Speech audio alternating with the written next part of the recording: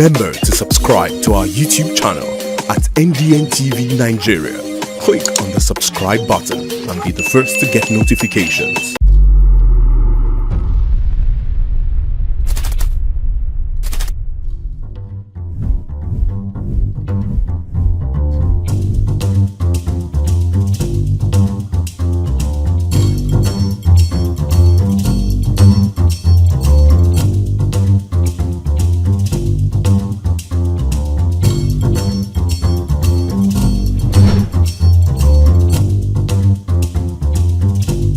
And now, let's join ace broadcaster MAMODE AKUGHA as he takes us inside the Niger Delta. Hello out there and welcome to the program. It's Inside the Niger Delta, the authentic voice of Nigeria's oil-rich region. I'm your regular host, MAMODE AKUGHA. The Rivers State Local Council election, which many describe as a battle for the soul of the state, was held and concluded over the weekend, despite several twists that almost derailed the process. Already, the governor, Sir Siminalayi Fubara, last Sunday swore in the newly elected 22 local council chairmen from the Action People's Party APP and one from the Action Alliance AA to administer the affairs of the 23 councils in the state. However, some persons believed to be opposed to the outcome of the polls, in their attempt to stop the resumption of the new chairman, invaded some of the council secretariat in the state on Monday, shooting, burning and vandalizing properties. Local government areas affected include Eleme, Ikwere and Emoha local government secretariat, while one person was reportedly killed in Bori, Kana local government area. Governor Fubara, who toured some of these affected council headquarters to assess the level of damage, condemned the action, stating that his administration would not stand by and watch sponsored political thugs willfully destroy government properties. He noted that his government will confront all attempts to make the state ungovernable. Play your politics with a sense of responsibility. We don't need to kill ourselves. My time will come and I will leave. Do I need to burn the government house? No! We all know where this is coming from. But I leave all to the security agencies to do a thorough work and let us know the people that are behind this arson. The governor has now set up a judicial panel to investigate the incident and make recommendations to prevent similar occurrences in the future. Meanwhile, the former governor and current minister for the Federal Capital Territory, Nyesom Wike, while speaking on a television program on Tuesday, blamed Governor Fubara for the recent violence in the state, stating that the governor did not obey a court order that had barred the state government from conducting the local government elections. Wike also described the judicial panel set up by the state governor as a total waste of time. There is peace when you say you obey court judgment. If you don't obey the court judgment, if you don't adhere to rule of law, you are bringing anarchy.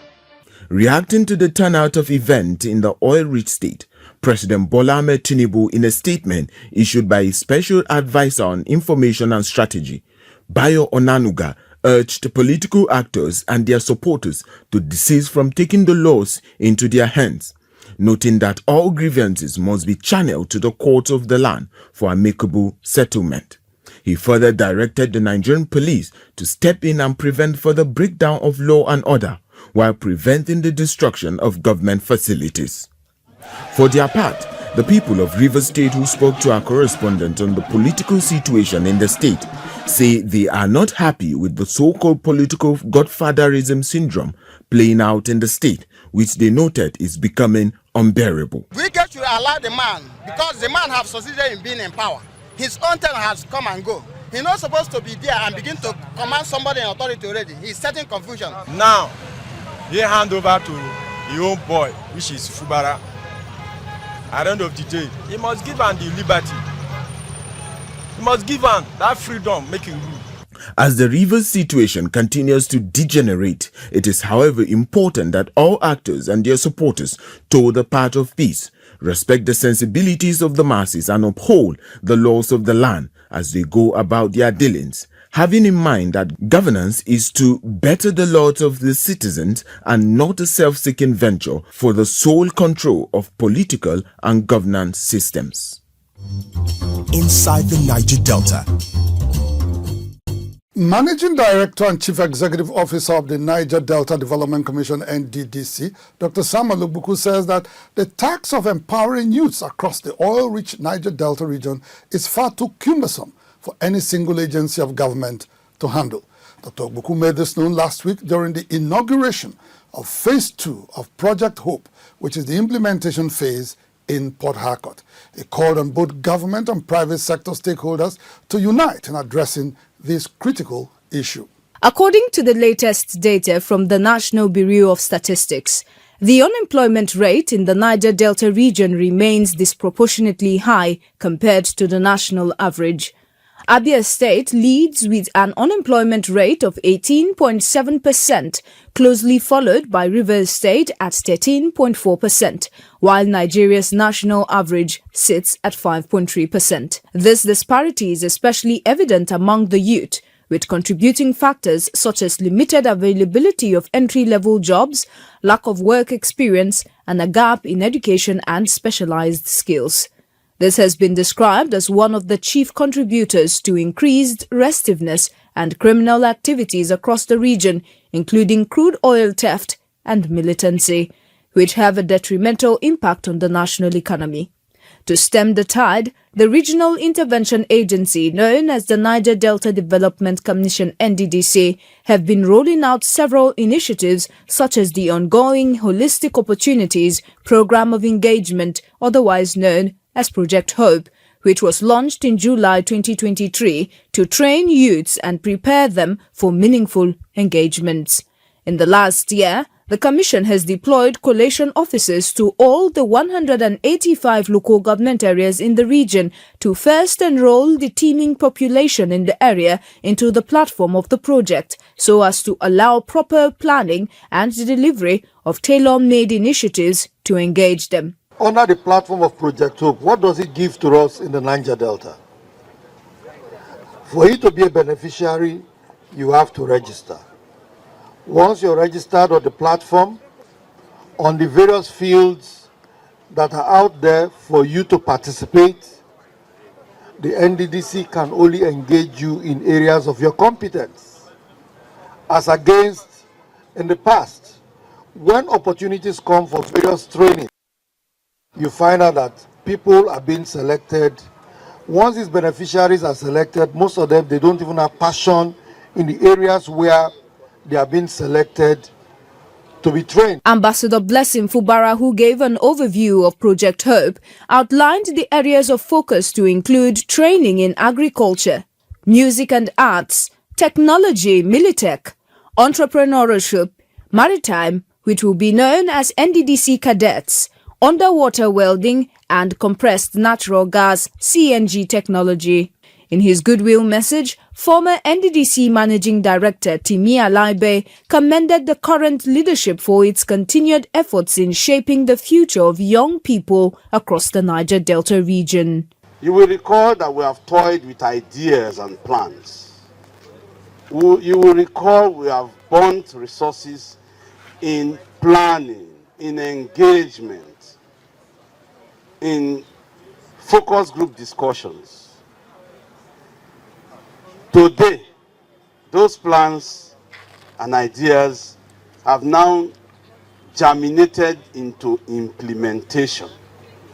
So what this board and management is doing is implementation, and I'm gratified to be part of this. Omoniyi Blessing from Ondo State and Faith Emi from Rivers State are amongst the over 3 million registered youths to benefit from the training. This program serves as your energy booster, serves as an encouragement, serves as an a wherewithal to know that there is bigger tomorrow and huge tomorrow for Niger Delta. I want to say a big thank you to the ND, Mr. Samuel Ogbuku, for this great opportunity he has given to me, not just me, the other Niger Delta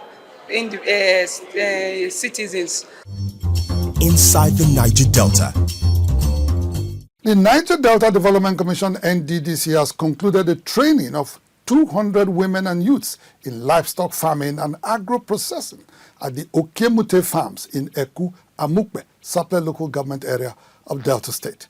Speaking recently at the closing ceremony of the training and empowerment program, which lasted for 2 weeks, the NDDC Managing Director and Chief Executive Officer, Dr. Samuel Ogbuku, said that the Commission remains committed to exploring and utilizing agriculture in addressing the challenges of unemployment, food security, and poverty in the oil-rich region. In recent times, the Niger Delta Development Commission, NDDC, has demonstrated its resolve to continuously engage women and the teeming young population of the oil-bearing region through several agricultural programs and initiatives aimed at achieving food sufficiency and meaningful job opportunities. Part of these initiatives include NDDC's partnership with the International Fund for Agricultural Development, IFAD, to provide all-round support to small-scale farmers across the region. Taking a step further, the Interventionist Agency recently concluded the training of 200 women and youths in livestock farming and agro-processing at the AKUGHA farms in AKUGHA, Sapele local government area of Delta State. Trainees were taken through comprehensive theoretical and practical sessions on livestock farming covering poultry, piggery and goat farming among others, while they were also taught cassava processing.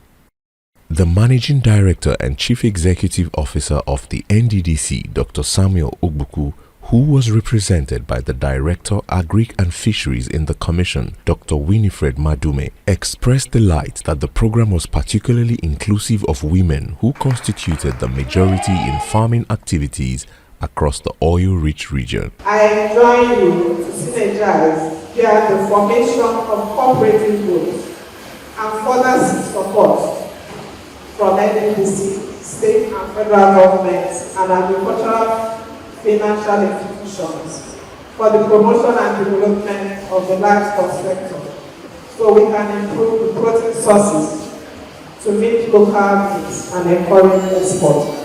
Earlier in his welcome address, the General Operations Manager of AKUGHA Farms, Dr. Benjamin Ubido, hailed the NDDC for the training program, which he said provided the beneficiaries the necessary knowledge and skills to excel in the sector. This family of the team is going to help us as a nation. There is a way of farming. Everybody fighting for white-collar job, which is not the best. The beneficiaries, who were given the sum of 500,000 naira as startup capital after the 2 weeks training, expressed gratitude to the Interventionist Agency. Thank God for, with this knowledge, I can start something fully that will bring better things to my life, to the entire community, to Nigeria at large. I want to say a very big thank you to NDDC. I've been trained for the past 2 weeks. And first of all, the first thing I learned is a drive for growth and make sure that your gifts make way for you. I've been here for 2 weeks trying to learn how to rear goats and snail. I want to thank the Commission, the NDDC, for giving us this privilege. It's a privilege. This will not only address immediate challenges of poverty and hunger, but also promote long-term sustainable economic growth for the teeming populace of Nigeria's oil-rich region. Inside the Niger Delta. Standout Properties Limited presents a real estate opportunity of a lifetime. Bloom Towers, a waterfront twin high-rise buildings of 19 and 21 stories at the edge of the Atlantic Ocean in the prestigious Oniru area, Victoria Island, Lagos. Bloom Towers is a green and smart building project consisting of 1, 2, and 3 bedroom apartments and maisonettes, as well as 10,300 square meters available space for commercial and corporate use. Built for completion in 2027, Bloom Towers has 236 units available for sale with a starting price of 100 million naira. Lock down a unit today with a down payment of 20% and spread the balance over the next 24 months. Contact us on 080-693-47063 or 091-22-656-975. It is a project that will bring huge return on investment. Bloom Towers, from foundation to skyline.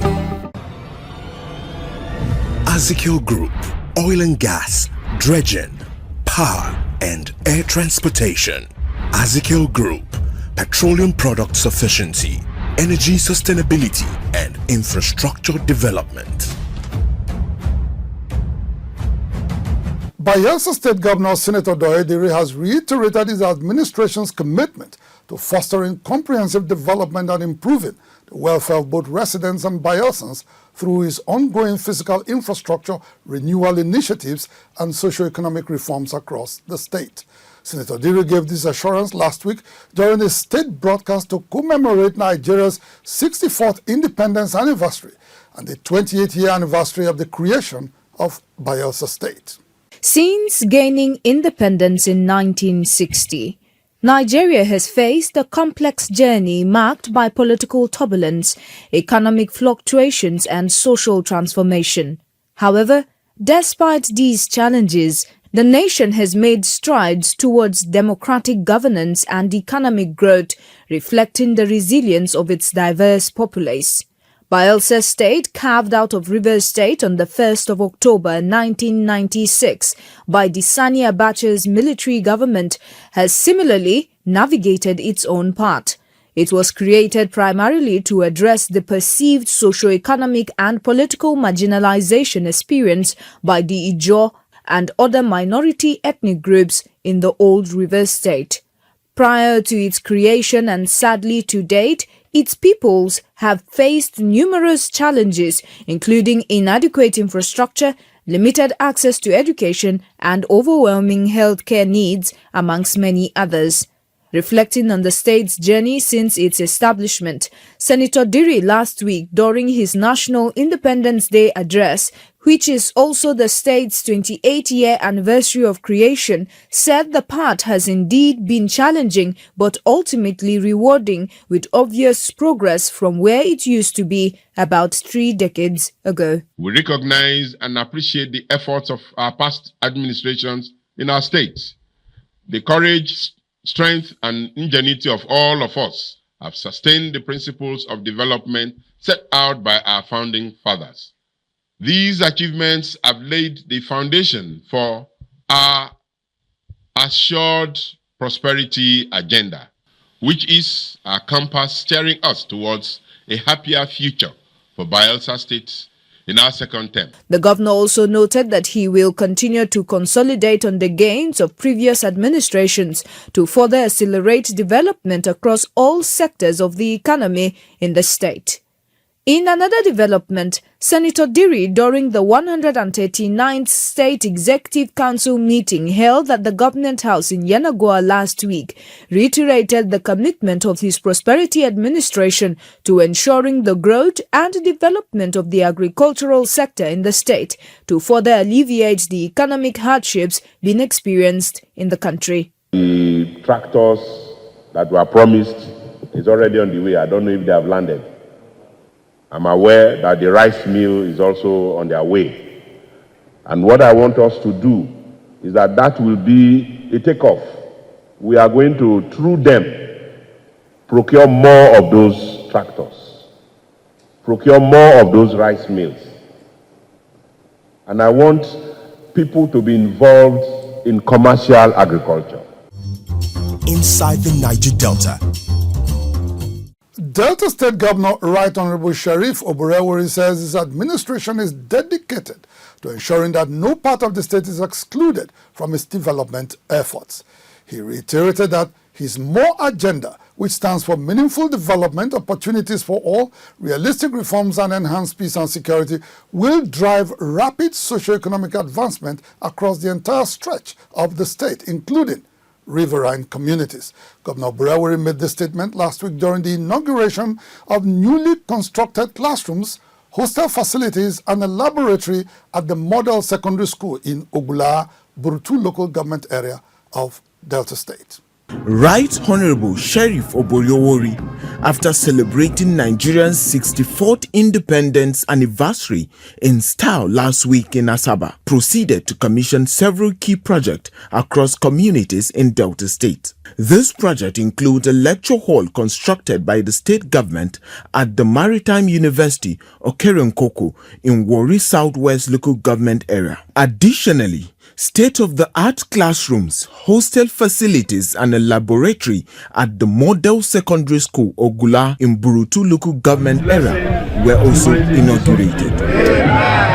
These were built by the Delta State Oil Producing Areas Development Commission, DESOPADEC. The governor, who expressed satisfaction with DESOPADEC's commitment to improving the infrastructure and economic prospect of oil-producing communities in the state, noted that his administration will ensure all-round development across the length and breadth of the state, with riverine communities not left out. I applaud DESOPADEC for staying the course. The successful completion of this school is a proof that the DESOPADEC is fulfilling its mandate of improving the infrastructure and economic fortunes of the oil-producing communities. The students of the school, thrilled by the completion of their new facilities, enthusiastically welcomed Governor Oboriowori during his visit.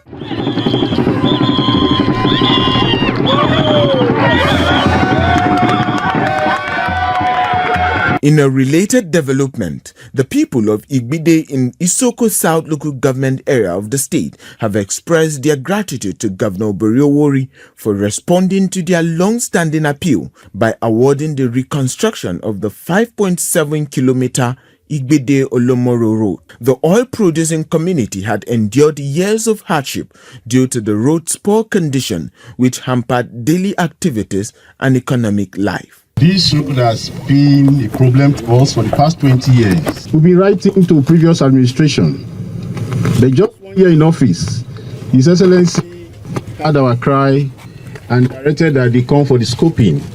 The road was scoped immediately and was at the same time captured in the 2024 budget. What we are witnessing today is the handing over of this road to the contractor. We have no doubt that they will deliver on schedule. We are very grateful to His Excellency for what he has done. Inside the Niger Delta.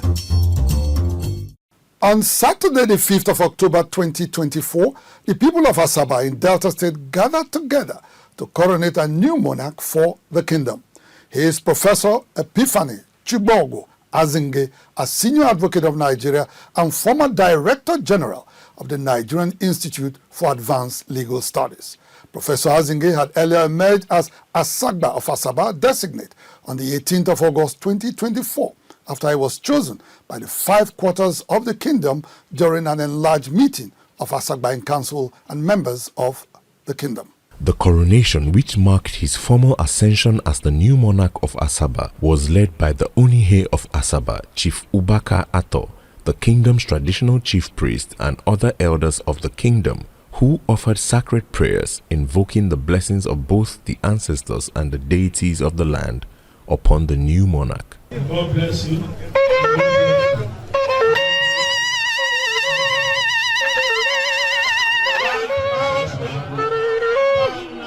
As a mark of respect and loyalty, elders and the people of Asaba Kingdom filed up to pay tribute to their new monarch after he was officially crowned.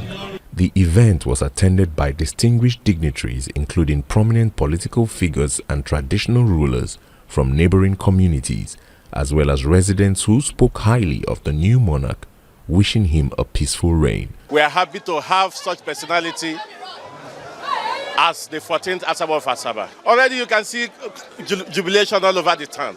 We are happy. And as a chief of Asaba, I am a chief of Asaba, Obueshi Chukwu from Nanyoniawa. We are all happy. So we wish him long life, prosperity, happy reign in this office, and every good thing that comes with that reign. This is a proverbial round peg in a round hole. And because a round peg has been put in a round hole, the will of God will happen in this dynasty. Amid the fanfare, Professor Azinge, the 14th Asagba of Asaba, delivered his first address to his people as king. While acknowledging the huge responsibility that now rests on his shoulder, the new monarch pledged to uphold the sacred customs and traditions of the kingdom, push for infrastructure development, and lead with wisdom, fairness, and integrity.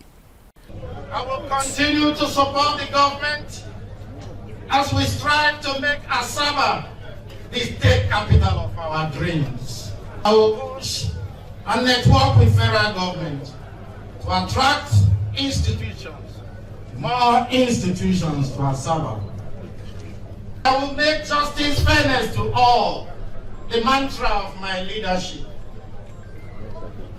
and that I will work tirelessly for peace to reign, both in Asaba and among Asaba people. Inside the Niger Delta. Well, that's where we draw the curtain on the program for today. Inside the Niger Delta, the authentic voice of Nigeria's oil-rich region, will be back same time, same station next week. Until then, you can follow us on our social media handles showing right now on your screens. And please remember to subscribe to our YouTube channel at NDNTV Nigeria. Until next week, I am MAMODE AKUGHA thanking you for staying tuned. Bye for now.